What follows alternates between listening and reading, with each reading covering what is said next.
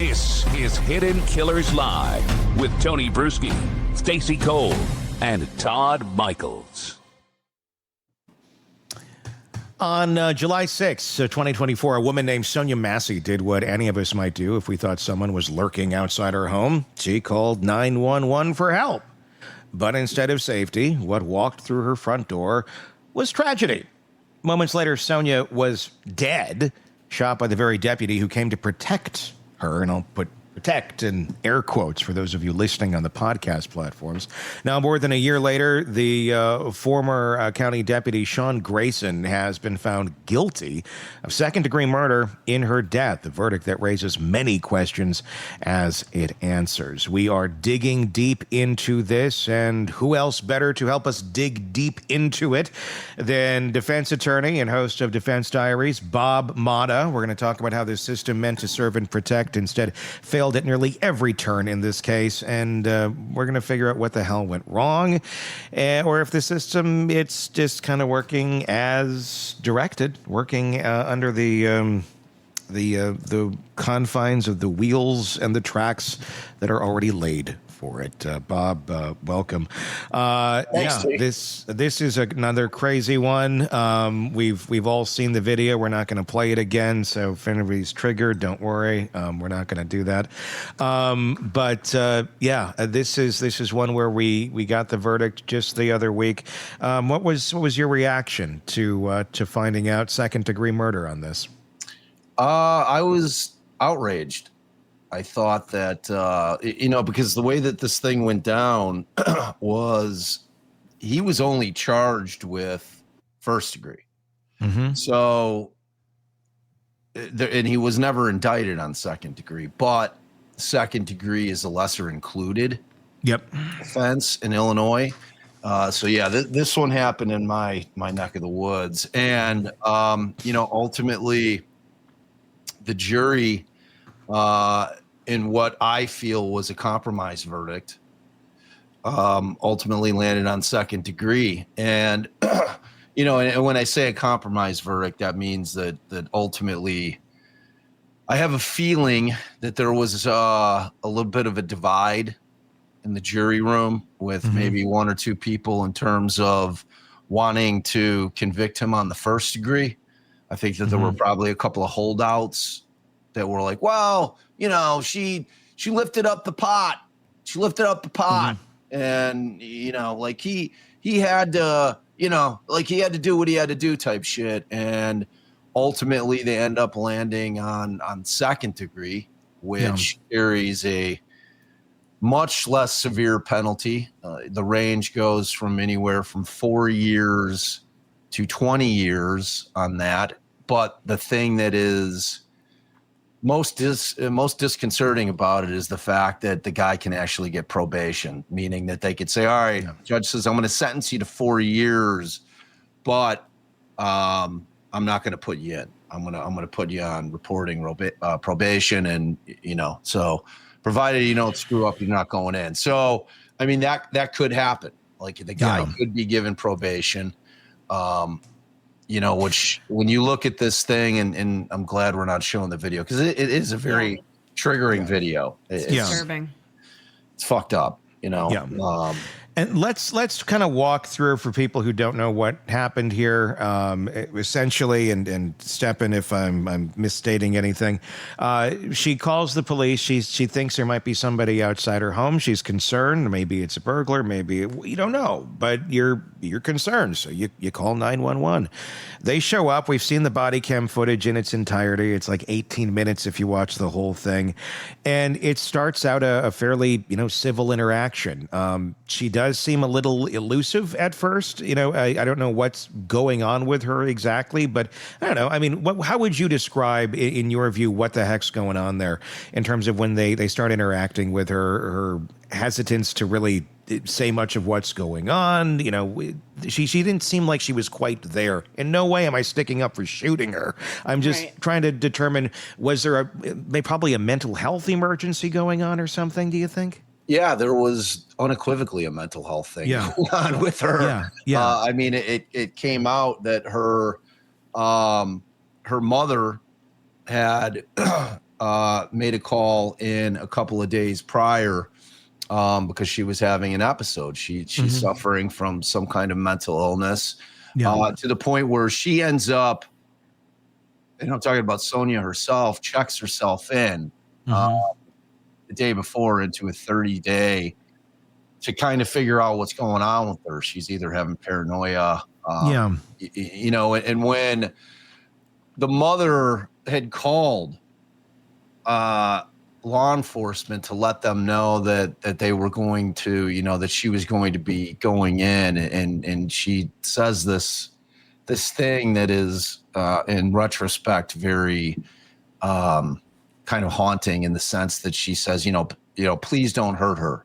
Please don't hurt her. She's going through some mental health issues. They're warned. They're told. Right. She's going through mental health issues. They are absolutely, like, whether or not these two guys are made aware of the fact, but when you watch the lengthy video, when you watch the lengthier video, and they've got his partner going out there, and he says something about it seems like it was a 1096, which is she's got some kind of mental distress going on.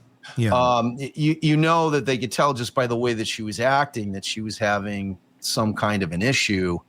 And, you know, because like when they first come to the door, she's acting straight. First of all, it takes her a long time to answer the door, right? Yes. You got this cop. So the cop, Grayson's already irritated by the fact that he's standing out there for 2 or 3 minutes waiting for her to open the door. It's like, what took you so long to open the door? You know, she's like, well, I was getting dressed, and, you know, I mean, so ultimately, you know, this weird interaction takes place, you know, and she starts, you know, she can hear her when they're at the front door, you know, saying some things like, you know, God help me. There's a lot of religiosity being thrown into. Yeah.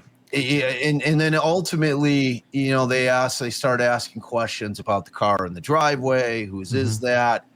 You know, and she gives some kind of strange answer initially. And then ultimately, when his partner goes to walk down the driveway to look, you can still see on his body cam that Grayson's still at the door. So as we know, Grayson doesn't have his body worn cam on at that time. He doesn't turn it on until after the shooting occurs, and then he flips it on. So the partner is walking down, and you can see Grayson go into the house. So unfortunately, I don't know if he just barged his way in or if she invited him in terms of him coming into the home, because that thing was so close to being over. Yeah. You know, once they checked out the perimeter of the house, they're like, there's nothing out here. Yeah. Because you almost think this is it. Like, what more can possibly happen here? Right. So ultimately, you know, I mean, he ends up in the house. You know, she's sitting down. She's trying to find paperwork. And, you know, and she's trying to find the stuff to where she was, you know, hospitalized, that she went in with the mental health issues.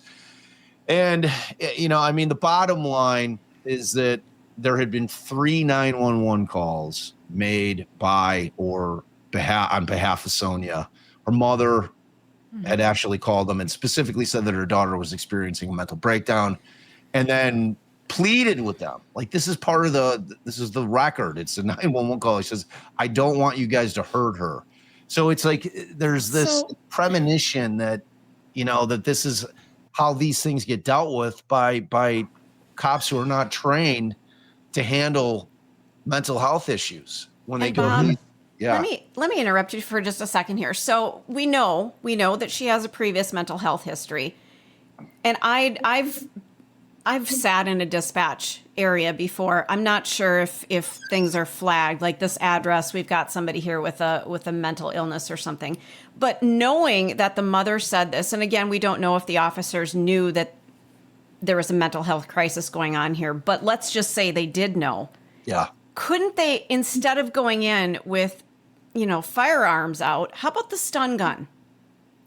Well, that's what Allison, we did a live on this the other night where, as you can imagine, Allison and I were raging. Right. But I mean, that's the thing, right? I mean, like, why aren't you pulling out the stun gun? You know, like why Why deadly force? Mace, Exactly. pepper spray, something. I mean, Anything other than something that would kill her and eliminate her from this earth. Exactly. You know, and I mean, that's the $1 million question. I mean, to me, that's always the question. You know, like, why are we defaulting? Why are these cops defaulting to killing people as opposed to, you know, using the stun gun and, you know, like dropping them right there and you're not ending up murdering somebody? I think the answer is quite simple because the system is working as it's been created. We're putting unqualified people into positions where they have to essentially be a mental health professional with zero mental health training and expecting them to react in a way that doesn't end tragically. Yeah. And that, I think, at the end of the day is this. I mean, and this officer, and we can go into in a little bit, obviously already checked the boxes of, I don't have very good emotional regulation. I don't make good decisions. I've been fired this place. I've had to resign here. I've been discharged. I mean, the list goes on and on. The guy's not good at assessing situations and handling them in any way, shape, or form that seems to make any sort of sense that de-escalates. Yeah. We can get into that again, like I said, in a little bit. But again, it's working as designed. When you put people into positions that are not qualified or trained to handle them properly, shit's going to go bad. Yeah. And it doesn't excuse it, but it's, why is anyone surprised? The gun is so easy to pull out and use. And that's what concerns me. In some of the martial arts classes that I'm in, there are some police officers who are present. They are learning so that they can de-escalate a situation manually before they have to pull out their weapon. They've got it handy and boy, they can get to it, but they try other things first. And that's just where I am. I don't know how things were working in this area, but it seems a little bit of a knee-jerk reaction to go, oh, pull the gun, shoot, done. Yeah. Well, case closed. No question about it. No question about it. That's what we have all the time, though. I mean, that's how they're trained. And look, the reality is, you know, cops have a tough job. Yeah. Yep, they absolutely do. It's a dangerous, thankless job. They're out there, you know, with all the shit that's been going down in the last decade. You know, I would not say that the police are beloved per se in general. It's not to say that people who have husbands and spouses that are cops, that, you know, obviously they love them. And I love good cops. I love good cops. The problem is that when you have that much power that is being given to an individual, and I'm talking about that badge and that gun, which is so much power that you can change the course of somebody's life, not even necessarily just killing them, arresting somebody because you're in a shit mood because they've irritated you, and then you say, oh, you know what? They grabbed my wrist. That's aggravated battery on a police officer. In Illinois, that's a class 4 felony. They have so much power to alter people's lives that it is incumbent upon everybody that is in a position to hire these people, that the psychological evaluations that are done on these people is so thorough that we know exactly who we're getting into these jobs. And the problem is they're underpaid. Yep. You know, you're not going to be getting the best of the best. You know, the best of the best are going to say, oh, you know, I went to Harvard or I went to Yale and I want to get into law enforcement. I'm going to the feds. You know, they pay better. It's a more prestigious job. I don't want to be out on the streets doing that. So you've got all of these issues that are going on in terms of the hiring process, wherein once they're out there and they have that power, and if they haven't really evaluated them properly so that you don't know who you're putting out on the streets, it is a very dangerous proposition, because you were talking about people that are going to be experiencing heated events a lot. And if they're a person that cannot handle that kind of event in any way, shape, or form, and they're not trained properly to de-escalate, or if they have a bias, if they're a person that walks down the street and are like, oh, you know, there's a person with black skin, I'm going to cross the other side of the street. But if they saw a person walking, you know, towards them, a person with white skin, that they wouldn't. So they have that kind of like little bias just kind of floating in their mind, you know, that it's not necessarily racism, but it's just a bias. Like those people can't be hired to be cops. You know, there's the psychological side of testing that needs to be completely overhauled is where it has to start. It has We to don't. be We don't. I know. We don't. And that's I mean, we know what the problems are here. I mean, at the end of the day, it's not, well, there's some bad apples. No, it's not. It's we're setting everyone up to fail. And you're making bad apples nuclear bombs, essentially, is what you're doing. Yeah. You can have a great cop that, and I'm not saying this guy is a great, so I don't want anybody to construe that, but you can have a great cop that can make a bad decision because of lack of training, and lack of experience and lack of being set. And anyone put in any position, if you are not training them and then saying, here, go, like, we don't put therapists and qualified therapists to help people if they have no training in therapy, unless you're in Utah. Then it's a different then it's a different story. You can basically, the Mormon church says you're good. I'm kidding. Anyway, but no, that's the thing. We don't do this in other areas. Why are we doing this here? I mean, 99% of the job is psychological. It's dealing with mental health problems of people, which is why they're in the position of needing to call 911 because something horrible happened. Somebody made a bad choice. Some sort of accident happened. And it comes back to mental health. And that's a majority of the problems and the calls and the reasons. And we do nothing to train them. I'm sure there's some lovely department out there, or maybe a handful that do, but that will come down to budget. That will come down to who's qualified to take these positions. And what we have here in this case was Sean Grayson here, who was let go from other policing jobs, resigned. Six agencies in 4 years. 6 agencies in 4 years. Yeah, Clearly, that's a problem.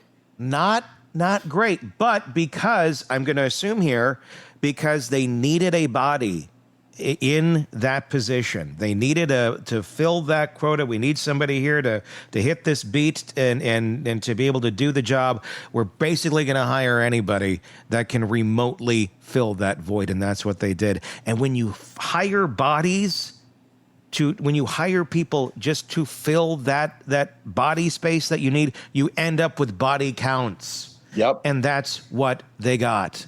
Yep. And yet, this is everywhere. This is almost every department in the United States. Why can't we fix this? Where would it start to Tony, to fix this?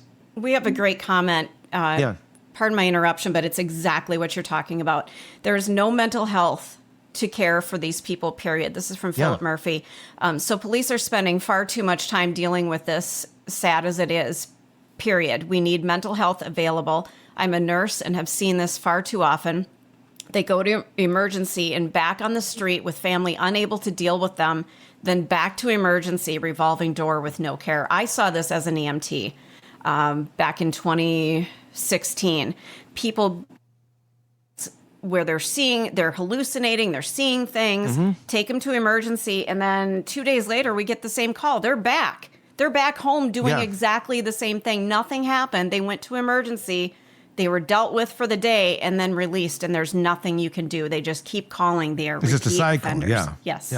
Yeah. No, it's a spot on comment. You know, and from the defense attorney's perspective, I'm on the front lines of it far more than the prosecutors are, because like I'm dealing with the folks, and it was for the 2 decades plus that I was trying cases and handling these cases in court and trying to go in and have discussions with these prosecutors to make them understand that almost everything that is walking through those doors is either related to either addiction and or mental health issues, or both, combination of both.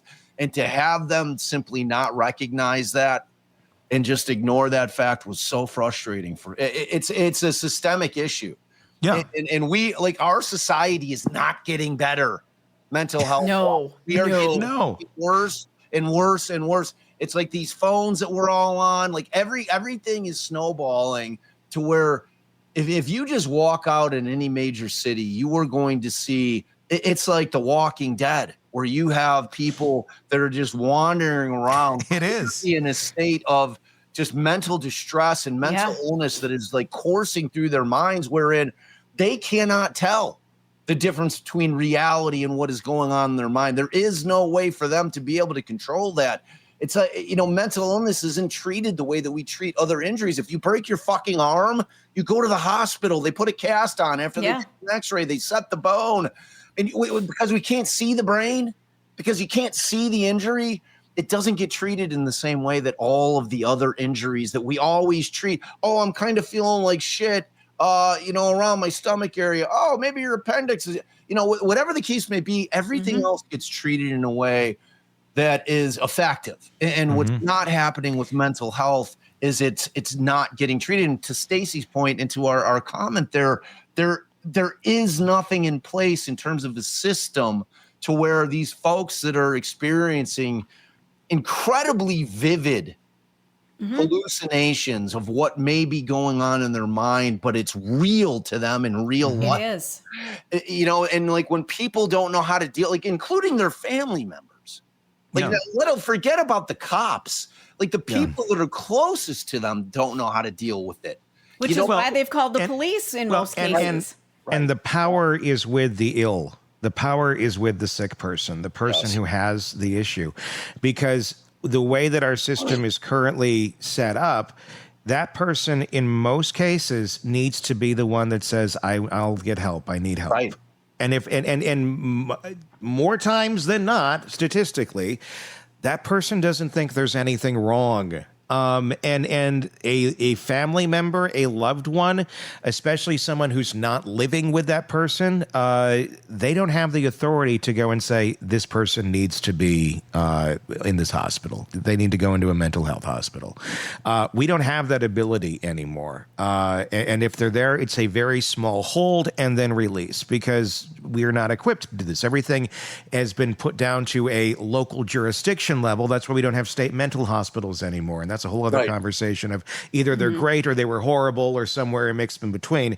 But we've never revisited this idea since they got rid of all of them. And then lo and behold, you have this massive homeless problem and all of these people who are mentally ill on the streets. Gee, I wonder how that happened. Yeah. And it's been getting worse and worse over the several decades since we got rid of state mental health hospitals.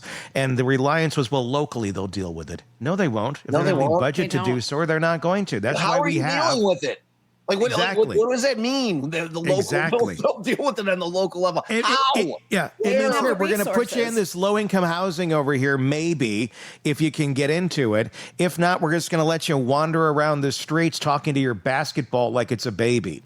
And Tony, you just and we know exactly what we're talking about. And because we had... I'm not going to go into great detail, but across from our radio station, we had... I'm not going to say low-income housing, but it was housing for people who had maybe been institutionalized and then released. Why? Because the institution shut down.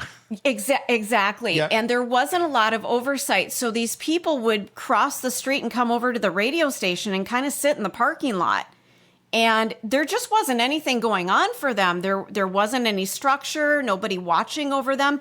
They were basically on their own and shouldn't have been.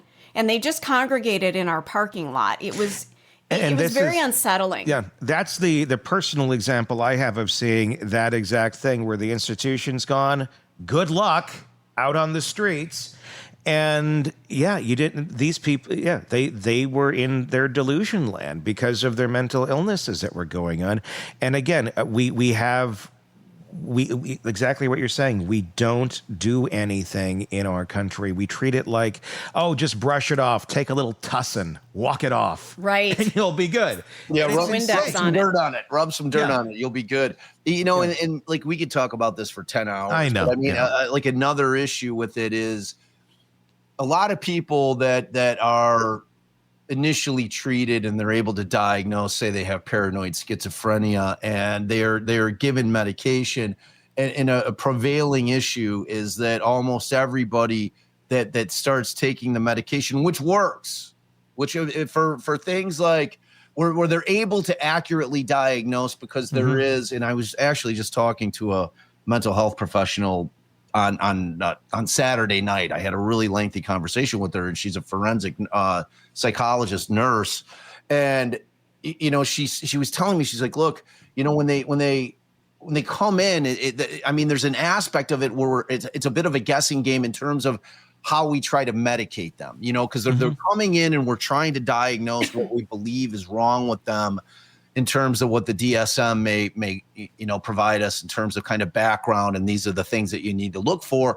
But like once we diagnose them, and if we find, you know, through, you know, trial and tribulation, what may be working in terms of medication, and then it does work. What happens with a lot of people that are suffering from mental illness, when they're on their meds and they realize that it's working, they think that they've been healed, not realizing that they haven't been healed, that that's not what it does.